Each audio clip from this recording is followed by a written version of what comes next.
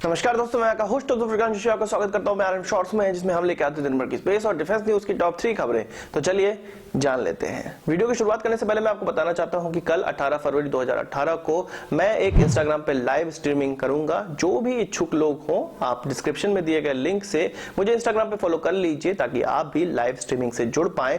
और जो लोग ऑलरेडी जुड़ चुके हैं, संडे को लगभग 11 बजे मैं लाइव स्ट्रीमिंग स्टार्ट करूंगा, तो आप इंतजार करते रहिएगा। हमारी सबसे पहली खबर निर्भय मिसाइल की तरफ से आ रही है। आप जानते होंगे कई बार फेल्योर होने के बाद डीआरडीओ द्वारा यह प्रोजेक्ट बंद होने वाला था, पर अभी रिसेंट की सफलता के कारण डीआरडीओ, भारत सरकार और एयरफोर्स का मनोबल इतना ऊंचा उठ चुका है कि वह चाहते हैं कि अब निर्भय मिसाइल का ही एक एयर लॉन्च वर्जन बनाया जाए और डीआरडीओ इसको बनाए। भारत सरकार और एयरफोर्स एक कंक्लूजन पे पहुंचे हैं। उन्होंने कहा है डीआरडीओ से कि वह इसका एक एयर वर्जन तैयार करे। डीआरडीओ ने कहा है कि 2021 तक हम इस प्रकार के वर्जन पर काम करके उसको पूरा बना लेंगे और उसको ट्रायल के लिए बिल्कुल रेडी कर देंगे। इस वर्जन का नाम निर्भय ए होगा और यह Su-30 MKI के द्वारा लॉन्च हो सकने वाली वेरिएंट होगी। जिस प्रकार से ब्रह्मोस का वेरिएंट Su-30 MKI के द्वारा लॉन्च किया जा सकता है, पर Su-30 MKI में थोड़े परिवर्तन करने पड़े थे, पर इसके लिए कोई परिवर्तन करने की आवश्यकता नहीं होगी। जो परिवर्तन ब्रह्मोस के लिए किए गए होंगे,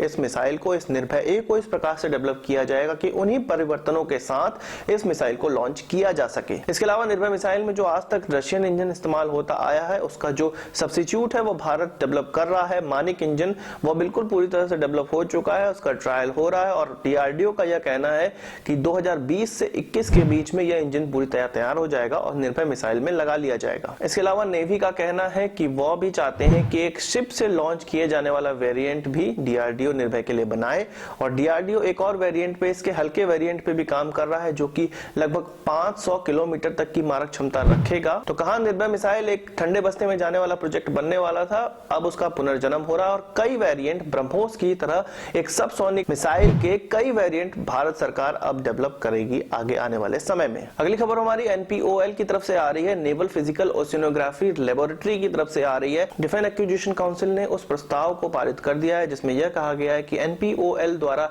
डेवलप किए हुए एंटी टॉर्पीडो सिस्टम को अब भारत की वॉरशिप्स में लगाया जाएगा। कुछ 30 इस प्रकार की वॉरशिप आइडेंटिफाई की गई हैं जिसमें यह एंटी टॉर्पीडो सिस्टम लगाया जाएगा। इसमें 11 वॉरशिप कुछ इस प्रकार की होंगी जिसमें इसका फुल वर्जन लगाया जाएगा और 19 वॉरशिप कुछ ऐसी होंगी जिसमें केवल टॉर्पीडो काउंटर मेजर वाली सिस्टम लगाए जाएंगे। इस फुल सिस्टम को मारीच एडवांस्ड टॉर्पीडो डेकॉय सिस्टम कहा जा रहा है, जिसको भारत में ही डेवलप किया गया है और एनपीओएल के द्वारा ही पूरी तरह से डेवलप किया गया है। इसमें पूरी तरह से 2 प्रकार के सिस्टम है। एक टॉर्पीडो आने पर इत्तला करेगा कि टॉर्पीडो लॉन्च हो चुकी है दुश्मन के द्वारा, और दूसरा काउंटर मेजर उसके लिए बताएगा या लेगा। जब कोई टॉर्पीडो लॉन्च की जाएगी तो यह सिस्टम यह आइडेंटिफाई कर लेगा कि टॉर्पीडो लॉन्च की गई है और यह भी बताएगा किस प्रकार की टॉर्पीडो है या किस क्षेत्र में शिप को हिट करने वाली है और इसके लिए शिप को तेजी से भगाया जाए या उससे ही काम हो जाएगा, या इसके लिए एक एंटी टॉर्पीडो मिसाइल या टॉर्पीडो लॉन्च करनी पड़ेगी या क्या काउंटर मेजर लेने पड़ेंगे। यह सारी चीज की जानकारी यह सिस्टम दे देगा, जो कि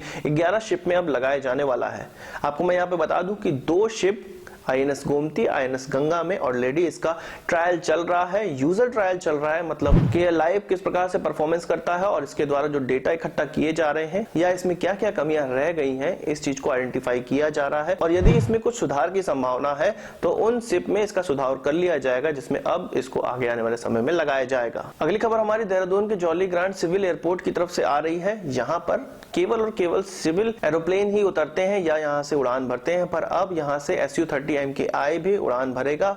19 और 20 फरवरी को 2 Su-30 MKI यहाँ से उड़ान भरेंगे और आसपास के क्षेत्र का मुआयना करेंगे या फेमिलर होंगे इस क्षेत्र से। इसका सीधा सीधा यह मतलब निकाला जा सकता है कि चाइना के द्वारा जो हमारी वायु सीमा में घुसपैठ होती है, उनके अलग अलग हेलीकॉप्टर कई बार उत्तराखंड और हिमाचल प्रदेश में घुसपैठ करते हैं, जिसकी कई बार भारत सरकार को सूचना मिलती है, पर उसके लिए हम कुछ नहीं कर पाते हैं। पर भारत सरकार ने अब यह सोचा है कि इस प्रकार की ड्रिल करके हम अपनी वायुसेना को फेमिलराइज कर सकते हैं। घुसपैठ होने पर हमें कहां से उड़ान भरनी है और इसका काउंटर मेजर हमें क्या क्या लेना है। दोस्तों, 3 खबरों के बाद अपनी बोनस खबर की बात कर लेते हैं। बोनस खबर हमारी HAL के एडवांस लाइट हेलीकॉप्टर ध्रुव की तरफ से आ रही है, उसके सिविल वर्जन की तरफ से आ रही है। आपको पता होगा कि भारतीय एयरफोर्स, आर्मी और नेवी ऑलरेडी इसका इस्तेमाल कर रही है, पर HAL अब यह चाहता है कि इसके जो सिविलियन वर्जन है वह भारत का कोई प्राइवेट पार्टनर बनाए, यानी कोई प्राइवेट कंपनी HAL से इसका लाइसेंस ले ले, इसकी पूरी टेक्नोलॉजी ले ले और उसका निर्माण भारत में ही करे, जिसके द्वारा सिविल एविएशन क्षेत्र में इस हेलीकॉप्टर का ज्यादा से ज्यादा इस्तेमाल किया जाए और बहुमूल्य धनराशि जो बाहर चली जाती है बाहर से हेलीकॉप्टर खरीदने में, वह न जाए। तो इसके लिए HAL ने अब कह दिया है कि प्राइवेट पार्टनर जो भी इसका मैन्युफैक्चरिंग करना चाहते हैं वो HAL से संपर्क कर सकते हैं, टेक्नोलॉजी ट्रांसफर कर सकते हैं और HAL के लाइसेंस के थ्रू इसको भारत में ही बना सकते हैं। तो आज की इस वीडियो के लिए बस इतना ही। आशा करता हूं कि वीडियो पसंद आया होगा। आप इसको एक बड़ा थम्स अप जरूर देंगे। इस वीडियो से संबंधित कोई सवाल या सुझाव हो तो कमेंट बॉक्स में जरूर लाइएगा और यदि आपने हमारा चैनल अभी तक सब्सक्राइब नहीं किया है तो उसे भी कर लीजिए, क्योंकि हम इस प्रकार की वीडियो लाते रहते हैं जो आपका स्पेस और डिफेंस के बहुत ज्यादा बढ़ाने वाला है। नमस्कार, थैंक यू, जय हिंद।